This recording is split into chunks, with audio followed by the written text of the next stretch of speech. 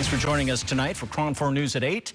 I'm Ken Wayne. And I'm Pam Moore. Gavin Newsom was elected governor in a landslide less than 3 years ago. But over the course of that time, a lot has happened, most notably the coronavirus. And enough people were unhappy with his performance to trigger only the 4th gubernatorial recall in United States history. More than 22 million people have a say in whether or not Newsom will keep his job. Each of those voters received a ballot in the mail asking whether or not Governor Newsom should be recalled. If more than 50% vote no, then he'll remain the governor.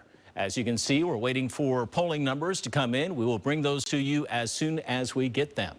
We have live team coverage of the gubernatorial recall election all across the state of California, from San Diego and Costa Mesa in Southern California to Placer County and Sacramento in Northern California. Plus, of course, our own team of KRON 4 reporters here in the Bay Area. They have been following how the final day of voting fared and how election watch parties will be unfolding tonight.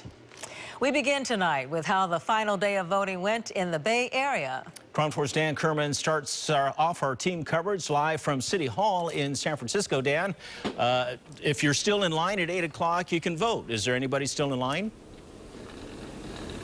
Well, I have started to roll up. We've been right outside here in front of City Hall, which you see is red, white, and blue, and they have started rolling up the vehicle area where people could come and drop off their ballots in person. So there is nobody left here, but there were people up at 7:45 still driving up, dropping off their ballot. We have a little video we can show you from earlier. All throughout the day, people streaming in. And officials tell us that this has been a very strong voter turnout in San Francisco.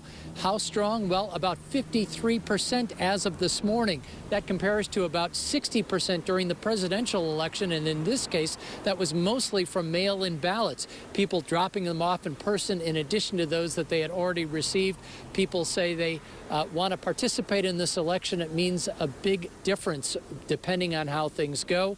Also, the election officials here in San Francisco tell us that it's been a significant turnout. To have a 53% turnout by election morning of ballots just coming back through to us in the mail, that's really good.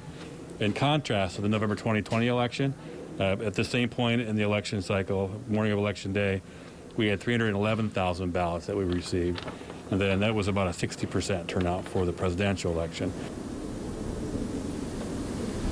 Now, during that presidential election, they had a lot of people doing in-person voting as well, which got the numbers of the total turnout in the mid-80 percentile. They're not really expecting that this time because there really hasn't been that big of an in-person turnout on Election Day. But again, we had indicated that the mail-in ballots were already at 53%, plus some other people who had voted prior to Election Day as of this morning. So a strong voter turnout in San Francisco. We'll see what that all means as we start getting election results.